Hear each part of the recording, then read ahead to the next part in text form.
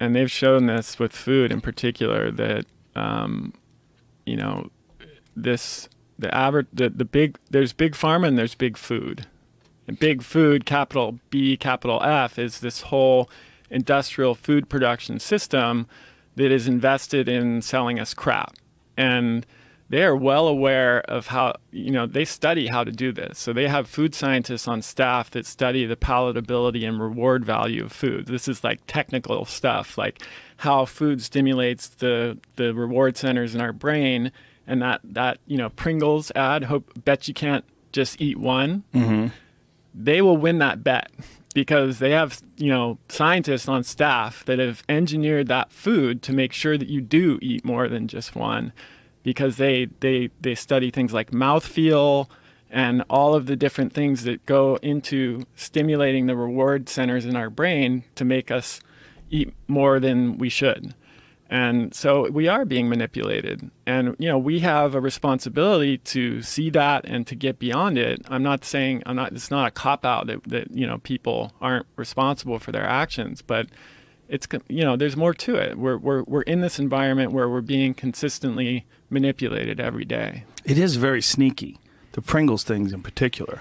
Absolutely. They're right. One. It's How dare you put that out there? Think about, like, if you had a plate and you have a baked potato with no salt or butter on one plate, and then you've got another plate and it's Pringles. What do you think you're going to eat more of? It's just, these are hardwired evolutionary mechanisms. We're hardwired to seek out novelty, variety, because it would ensure in a pre-industrial food environment, that kind of hardwiring would actually be a selective advantage, meaning it would help us survive in a Paleolithic type of environment, because we would seek out foods that had a variety of flavors. Usually different flavors means different kinds of nutrients. So we would, someone who had that kind of programming would be more likely to survive. But when you take that evolutionary programming that was designed when we were living in a Paleolithic type of environment, and you transfer that into this modern environment that we live in, where you've got a 7-Eleven on every corner with, Doritos and Big Gulps and candy and all this stuff, it's a total unmitigated disaster.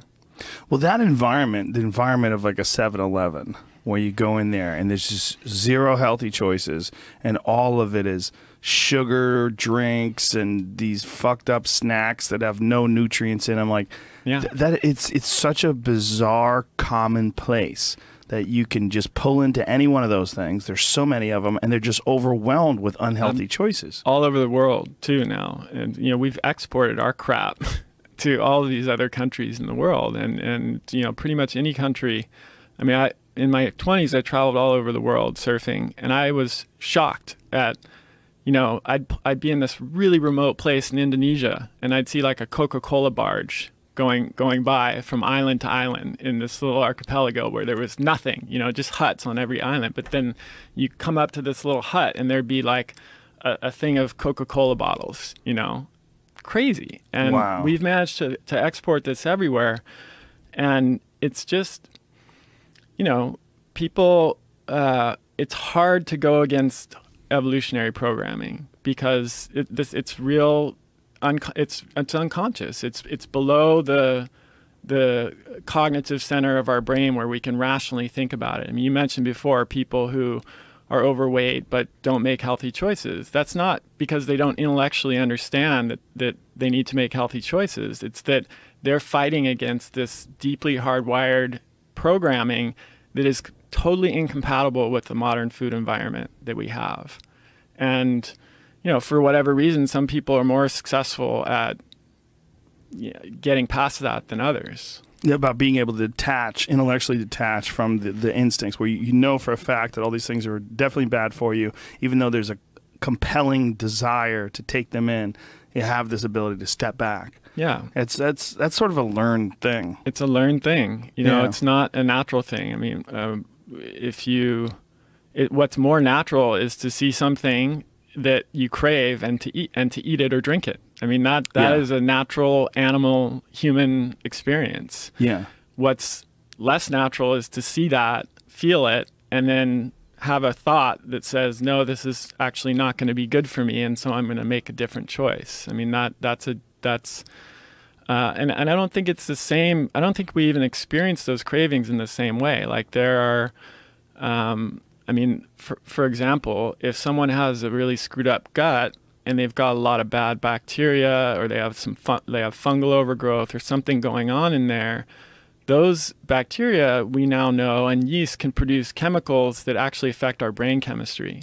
So that someone who's got a disrupted gut microbiome might experience those cravings way more strongly than I do. And so it's harder for them to intervene and stop that, because it's almost like they have an alien presence in their body that is craving these foods, and it's really hard to overcome that. I'm glad you brought that up, because that was one of the things I was going to bring up next. The idea that your gut biome actually controls your cravings and controls your desires for things, and also when you cure that up, or when you heal it and you start taking in healthy probiotics, your desires for different foods sort of emerge. For me, over the last few years, like say 3 years plus, I've really gotten into probiotics. Got really heavily into drinking kombucha on a daily basis, and then I started eating a lot of kimchi and a lot of fermented cabbage, and then it became kefir and a lot of other different things. And now I take an Onnit Total Gut Health package with every food that I eat, every time I eat something. And I think that like really concentrating on probiotics has boosted my immune system. I'm very rarely sick. And if I'm sick, even though I travel so much, if I'm sick, it's for a very short amount of time. Right. And then I snap back pretty quickly. Yeah. And my desire for sugary foods is almost non-existent unless I'm drunk or I just want to indulge. Yeah. But like I used to have this massive desire all the time to eat like a sandwich or eat a bowl of pasta, and now I look at it and I'm like, oh, that's not even really food. Right. Like my mind has sort of like reached a tipping point, and then also my gut biome, I believe, I mean, I'm just guessing, has changed, where like if there's a piece of cake laying around, I don't look at that piece of cake and go, God, I got to stuff that in my face. Yeah. I look at it and go, that is a lot of problems. That's a lot of sugar. That's a lot of not good for you. It's gonna give me some mouth pleasure, and then I'm gonna feel fucking terrible in about an hour. Right. Yeah. No, I think that's all true, all supported by the research. There's a lot of research now on the gut-brain axis, which recognizes the bidirectional connection between the gut and the brain. So in other words, how the health of our gut and our gut microbiome directly influences brain chemistry. Likewise, our brain chemistry directly influences our gut. So it can work in both directions. Wow. So if you're under severe stress, for example, I think most people recognize like the phrases butterflies in my stomach, if, before you go on stage and perform, you feel that, I don't know if you experience that now since you perform so much. Do you still get that? If something's really important, like I'm going to do a comedy special that I'm going to film or something like that, I get like a little nervous. Right. Most of the time, it's a heightened sense of, like, okay, here we go. Right. It's not. Right. But when you're about to do something that's scary, or shit your pants, right? There's another less refined example of the gut-brain connection. Yeah. So it's been in our lexicon for a long time. So I think like on a popular basis, most people are like, duh, yeah, I know my brain's connected to my gut. But it's only been in the last 20, 30 years that the research has really come around to clarifying what those relationships are. So we know that changes in the gut microbiome can affect our brain chemistry, and in fact, the prevailing theory now of what actually causes depression is called the inflammatory cytokine model of depression. And so it's not this thing where your serotonin levels are different, and that's why you're depressed. It's that you have inflammation, primarily in the gut, and the inflammatory cytokines travel from your gut through the bloodstream up into your brain. They cross the blood-brain barrier, and they suppress the activity in the frontal cortex, which basically causes the symptoms of depression. So this is totally mainstream, not fringe science, where they recognize that depression may be caused, and anxiety may be caused by inflammation in the gut. Wow. So this is where the direction of science has been heading.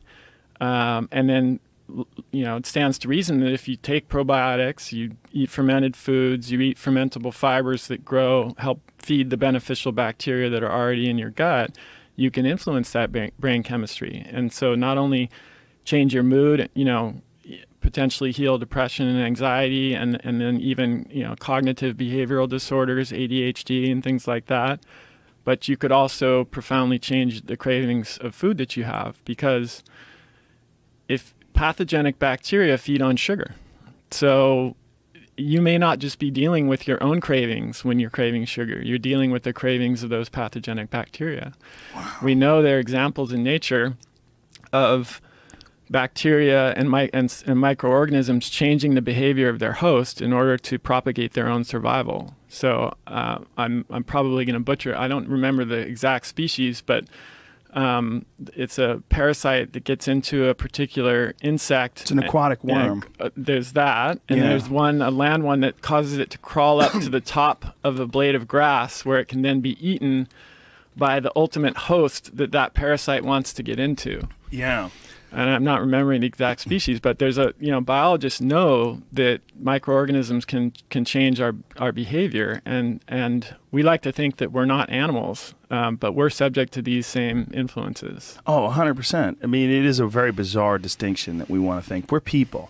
We're not animals. Right. We're people. We're special. We've evolved beyond being animals. Well, it's cute. I mean, it's nice to think, and it's nice to separate ourselves because we're conscious and we're aware of our actions, and that those are all absolutely correct. But we're just a heightened state of animal life. Absolutely. At the end of the day, we're subject to the same influences, right? I think so, and I think it causes a lot of harm to see ourselves as separate.